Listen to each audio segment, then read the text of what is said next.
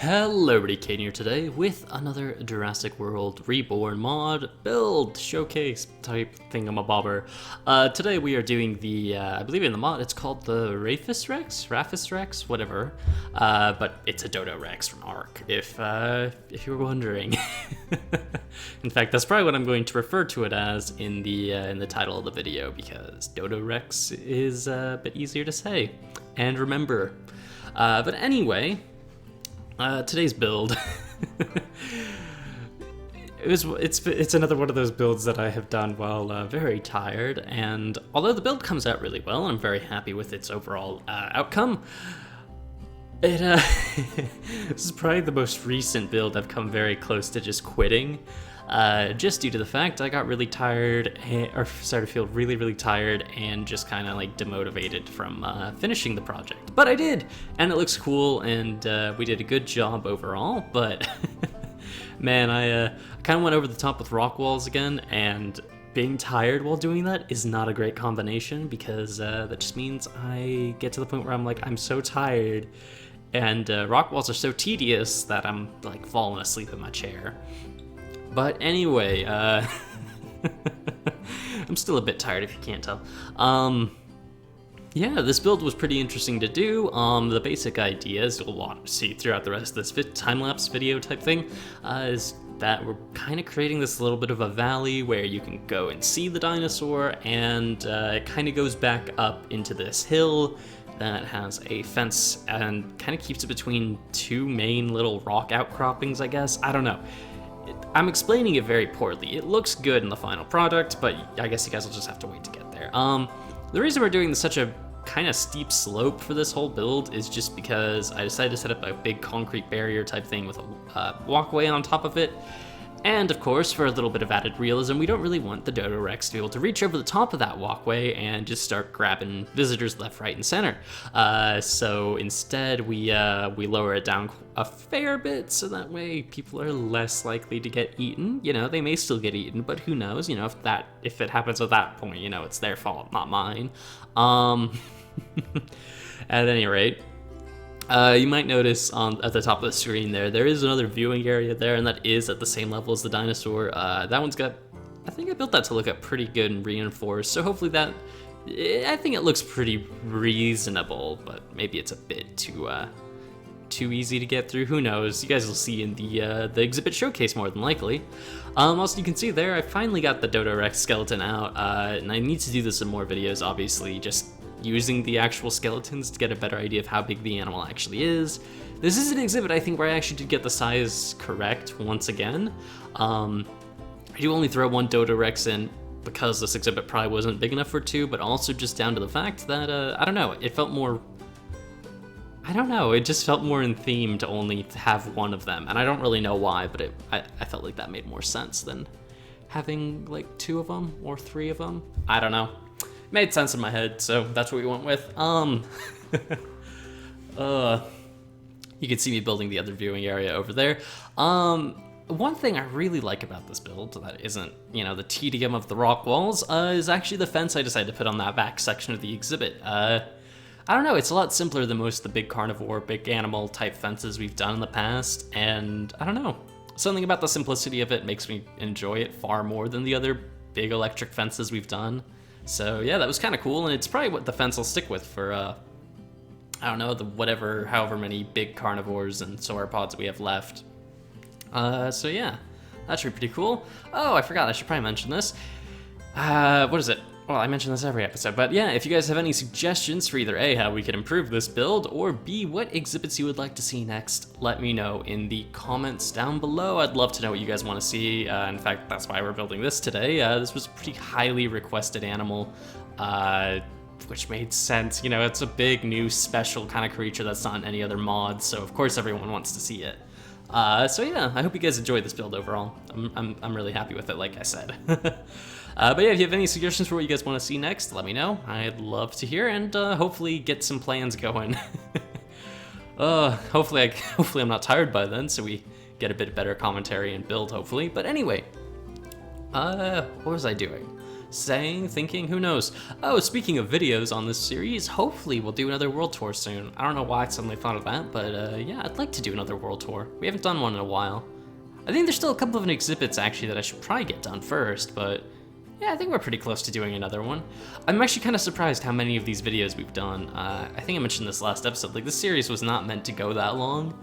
And I think we're close to 20, or maybe we're already over 20 videos for this, so that's pretty cool. We've done a lot with this world. Still not sure if we're gonna do every single dinosaur. Kind of just depends how much steam I feel like there is left in this series, and you know how much, how many more ideas I can continue to come up with for it. But yeah, as long as there's still interest in it and I can keep coming up with ideas, hopefully we'll get a fair few more episodes out of it. Anyway, you can see over here, I kind of forgot to actually create interesting terrain up at the top of this, which is why we're doing that now. I kind of got focused on the rock walls there, and I kind of just derailed most thoughts from my head. I got like really demotivated at that from those rock walls. I was like, yeah, no, this is kind of destroying my will to build. So yeah. Anyway, you can see the fences here. This is the basic idea I went for. So we've got this like cool reinforcing beam running about the middle of the build, and then a second one at the very top. And I don't know, I felt like it made a very sturdy looking fence without it being, you know, super tall and just an overly complicated design. And yeah, turned out really well.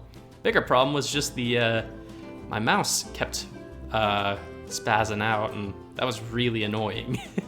Kind of made it difficult to build this thing, but you know what, overall we managed to get it done. It all worked out pretty well, and yeah, it was a lot of fun to build, a lot of fun to work on. As for the environment of this exhibit, I should probably mention that it is kind of just the same kind of stuff we've been doing in the Ice Age area, and I originally wanted to do a bit more of a jungle theme with this, but then I remembered for some reason I kind of had forgotten this is a Halloween event, Animal and Ark, and I was like, well, if it's Halloween, we should probably go for some sort of, you know, kind of spooky looking forest or something, right? So we do that. It doesn't end up being as dense of a forest as I probably would have liked it to be, but that came kind of at the, making it a super spooky looking forest came at the expense of making it almost impossible to see the animal and making the animal probably get trapped between trees. And I kind of realized that wasn't gonna look super good. So, well, it would look cool, it just wouldn't work as an exhibit. So I kind of went against that idea. So the back end of the exhibit by the fences, there's lots of trees there, so it's got that same kind of dense forest feel I wanted, while keeping the center of the exhibit a bit more open, so that way you can actually see the dinosaur, which was kind of important. Also, funnily enough, I was going to throw this exhibit, or this dinosaur in with the other hybrids in a little hybrid area, but I don't know. I felt like this one looked a bit cooler on its own in its own special area. But anyway, as I finish decorating this up, I think that's really all I've got to say, so I'm gonna let the rest of this time-lapse play out, and I'll catch back up with you guys to show off the build.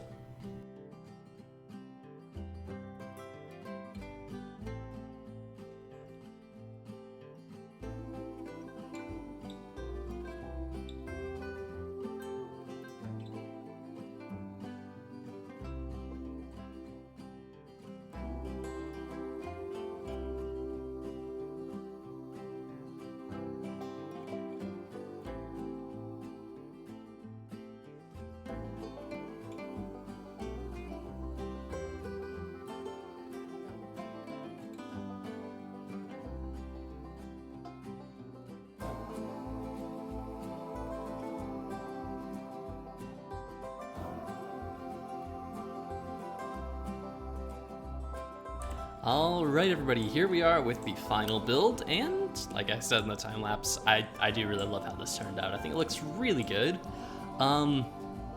Yeah. I don't know. Like I said, this was not a very fun build to do, especially the rock wall parts, but I do really think, especially, of course, as usual, once we get the terrain blocks in, and so, you know, like we switch the grass up for all the varied blocks we use, really just makes this all look so much better. I was originally going to do the rock texture as well, so switching out for like the mossy cobble and andesite and whatever. Didn't end up deciding to do that because we used so many andesite blocks in this build, and yeah, I was a bit too tired to feel like going back through and fixing all the issues that using that command would cause. But anyway, maybe there is a better way to do it. Who knows? Whoa! I don't think I've ever seen it do that before. That's kind of cool. Maybe I have. Who knows? Honestly, I probably could have, but just forgotten. But yeah, anyway. Overall, build's looking super cool. Oh, I forgot. I probably need to show off the actual like viewing areas because, yeah, I'm really happy with this. It did turn out to be a perfect height, so the Dodorex doesn't like I said in the time lapse, reach over the top and start just taking visitors down with it. But yeah, it's a pretty good view actually. I really like this area. And of course we have our super fortified right up next to the Dodorex kind of viewing area. I don't think I've actually seen it come up here yet. It usually just stays down. It's down in this little valley area and doesn't really go anywhere else, which is a bit sad, but you know what? It still looks pretty cool overall. This is obviously we have the same dense forest area. Like I said, I wanted back here. Maybe I'll throw in a few more trees around here. Who knows, really? It's kind of up in the air if I feel like it later. But yeah. Anyway, there was something I wanted to mention over here. I can't remember what it is. Oh, dynamic trees. I'm pretty sure I mentioned this in another video, but I really do love dynamic trees. It's probably my favorite part of time lapses. Although I think I ended the time lapse or my voiceover before it got to this, but I always love watching the trees just grow in the time lapses. It's really cool for some reason. I don't know why. Anyway, before we end today's episode off, I do want to quickly mention something, and that is, again, if you have any suggestions for animals we should add in, let me know. But, what is it? I do have one idea here that has been popularly requested that will definitely be happening at some point soon, and that is to do with the Herbivore Exhibit. And basically, next time we come back here to work on it, we'll probably be going from about there all the way back here, out there a bit, and connecting into the back of this one and taking down about all of these fences here, and turning it into a mega herbivore exhibit with basically all the ceratopsids, hadrosaurs, the ornithomimids, and all that kind of stuff that we can possibly throw in. So that'll be a really cool build, hopefully. But yeah, overall, that's pretty much all we really got to show off. So yeah, again, really happy with this. I think the overall build just turned out really well. I'm pretty happy that even though I was tired, I ended up with a pretty solid exhibit, I'd say. Anyway, thank you all for watching. Hope you've all enjoyed, and until next time, guys, see ya.